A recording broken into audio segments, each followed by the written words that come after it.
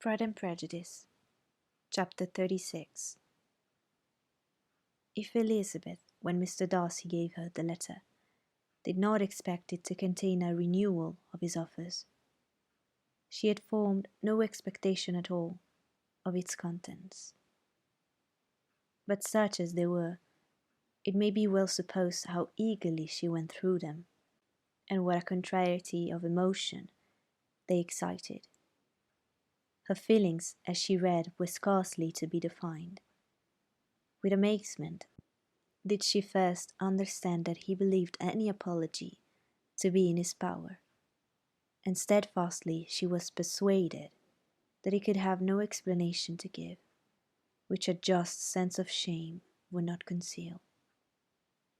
With a strong prejudice against everything he might say, she began his account of what had happened at Netherfield.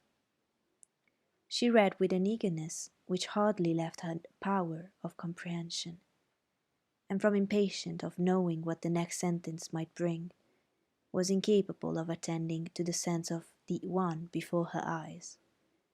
His belief of her sister's insensibility she instantly resolved to be false, and his account of the real, the worst objections to the match, made her too angry to have any wish of doing him justice. He expressed no regret for what he had done which satisfied her.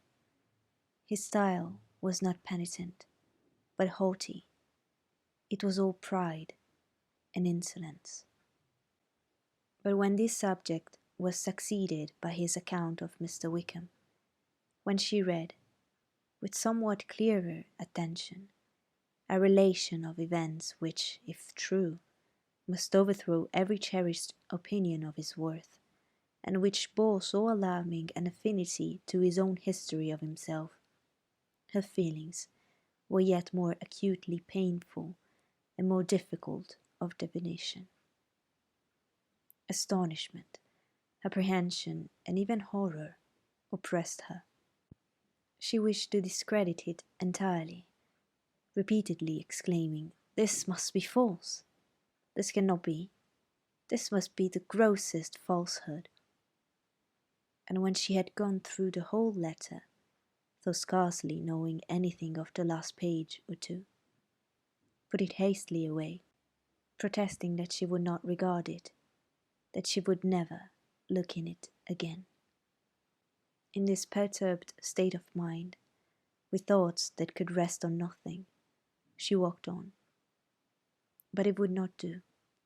In half a minute the letter was unfolded again, and collecting herself as well as she could, she again began the mortifying perusal of all that related to Wickham, and commanded herself so far as to examine the meaning of every sentence. The account of his connection with the Pemberley family was exactly what he had related himself, and the kindness of the late Mr. Darcy, though she had not before known its extent, agreed equally well with his own words. So far each recital confirmed the other, but when she came to the will, the difference was great. What Wickham had said of the living was fresh in her memory, and as she recalled his very words, it was impossible not to feel that there was a gross duplicity on one side or the other, and for a few moments she flattered herself that her wishes did not err. But when she read and reread, with the closest attention, the particulars immediately following of Wickham's resigning all pretensions to the living, of his receiving in lieu so considerable a sum as £3,000, again was she forced to hesitate. She put down the letter, weighed every circumstance with what she meant to be impartiality, deliberated on the probability of each statement, but with little success. On both sides it was only assertion. Again she read on, but every line proved more clearly that the affair, which she had believed it impossible that any contrivance could so represent as to render Mr. Darcy's conduct in it less than infamous, was capable of a turn which must make him entirely blameless throughout the whole. The extravagance and general profligacy which he scrupled not to lay to Mr. Wickham's charge exceedingly shocked her, the more so as she could bring no proof of its injustice. She had never heard of him before his entrance into the shire militia, in which he had engaged at the persuasion of the young man, who on meeting him accidentally in town, had there renewed a slight acquaintance. Of his former way of life, nothing had been known in the Hertfordshire but what he told himself. As to his real character, had information been in her power, she had never felt a wish of inquiring. His countenance, voice, and manner had established him at once in the possession of every virtue. She tried to recollect some instance of goodness, some distinguished trait of integrity or benevolence, that might rescue him from the attacks of Mr. Darcy, or at least, by the predominance of virtue, atone for those casual errors under which she would endeavour to class what Mr. Darcy had described as the idleness and vice of many years' continuance. But no such recollection befriended her. She could see him instantly before her, in every charm of air and address, but she could remember no more substantial good than the general approbation of the neighbourhood, and the regard which his social powers had gained him in the mess. After pausing on this point a considerable while, she once more continued to read. But alas, the story which followed of his designs on Miss Darcy received some confirmation from what had passed between Colonel Fitzwilliam and herself only the morning before. And at last she was referred for the truth of every particular to Colonel Fitzwilliam himself, from whom she had previously received the information of his near concern in all his cousin's affairs, and whose character she had no reason to question. At one time she had almost resolved on applying to him, but the idea was checked by the awkwardness of the application, and at length wholly banished by the conviction that Mr. Darcy would never have hazarded such a proposal if he had not been well assured of his cousin's corroboration. She perfectly remembered everything that had passed in conversation between Wickham and herself in the first evening at Mr. Phillip's. Many of his expressions were still fresh in her memory. She was now struck with the impropriety of such communications to a stranger, and wondered it had escaped her before. She saw the indelicacy of putting himself forward as he had done, and the inconsistency of his professions with his conduct. She remembered that he had boasted of having no fear of seeing Mr. Darcy, that Mr. Darcy might leave the country, but that he should stand his ground. Yet he had avoided the Netherfield ball the very next week. She remembered also that till the Netherfield family had quitted the country, he had told this story to no one but herself, but that after their removal it had been everywhere discussed, that he had then no reserves, no scruples in sinking Mr. Darcy's character, though he had assured her that the respect for the father would always prevent his exposing the son. How differently did everything now appear in which he was concerned. His attentions to Miss King were now the consequence of views sorely and hatefully mercenary, and the mediocrity of her fortune proved no longer the moderation of his wishes, but his eagerness to grasp at anything. His behaviour to herself could now have had no tolerable motive. He had either been deceived with regard to her fortune, or had been gratifying his vanity by encouraging the preference which she believed she had most incassiously shown.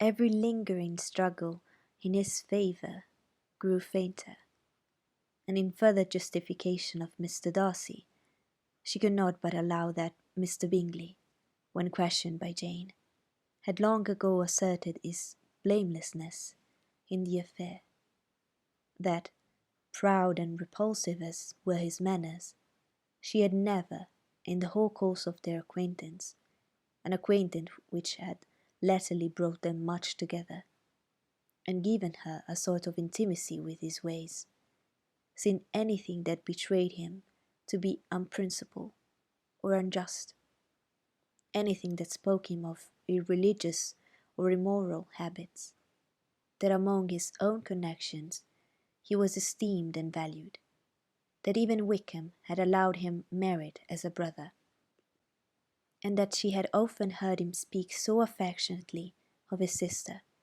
as to prove him capable of some amiable feeling, that had his actions been what Wickham represented them, so gross a violation of everything right could hardly have been concealed from the world, and that friendship between a person capable of it and such an amiable man as Mr. Bingley was incomprehensible.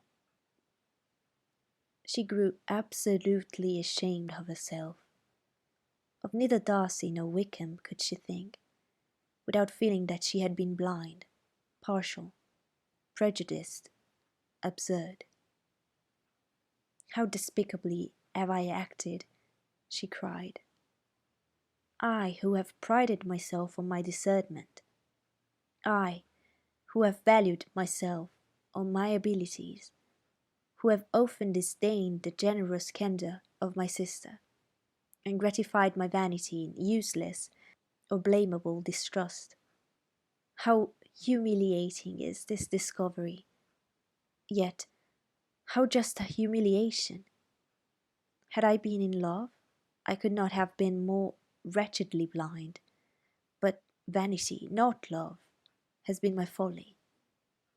Pleased with the preference of one, and offended by the neglect of the other, on the very beginning of our acquaintance, have courted prepossession and ignorance, and driven reason away where either were concerned. Till this moment, I never knew myself. From herself to Jane, from Jane to Bingley, her thoughts were in a line which soon brought to her recollection that Mr. Darcy's explanation there had appeared very insufficient, and she read it again. Widely different was the effect of a second perusal. How could she deny that credit to his assertions, in one instance, which she had been obliged to give in the other? He declared himself to have been totally unsuspicious of her sister's attachment, and she could not help remembering what Charlotte's opinion had always been. Neither could she deny the justice of his description of Jane. She felt that Jane's feelings, though fervent, were little displayed, and that there was a constant complacency in her air and manner, not often united with great sensibility. When she came to the part of the letter in which her family were mentioned, in terms of such mortifying, yet merited reproach, her sense of shame was severe.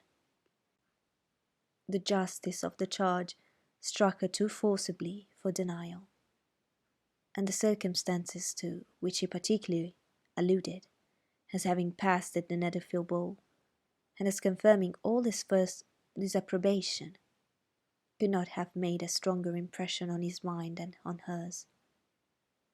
The compliment to herself and her sister was not unfelt. It suited, but it could not console her for the contempt which had been thus self-attracted by the rest of her family. And as she considered that Jane's disappointment had, in fact, been the work of her nearest relations, and reflected how materially the credit of both must be hurt by such impropriety of conduct, she felt depressed beyond anything she had ever known before. After wandering along the lane for 2 hours, giving way to every variety of thought, reconsidering events, determining probabilities, and reconciling herself, as well as she could, to a change so sudden and so important, fatigue, and a recollection of her long absence, made her relent, return home, and she entered the house with the wish of appearing cheerful as usual, and the resolution of repressing such reflections as must make her unfit for conversation. She was immediately told that the two gentlemen from Rosings had each called during her absence, Mr. Darcy only for a few minutes, to take leave, but that Colonel Fitzwilliam had been sitting with them at least an hour, hoping for her return, and almost resolving to walk after her till she could be found. Elizabeth could but just affect concern in missing him. She really rejoiced at it. Colonel Fitzwilliam was no longer an object. She could think only of a letter.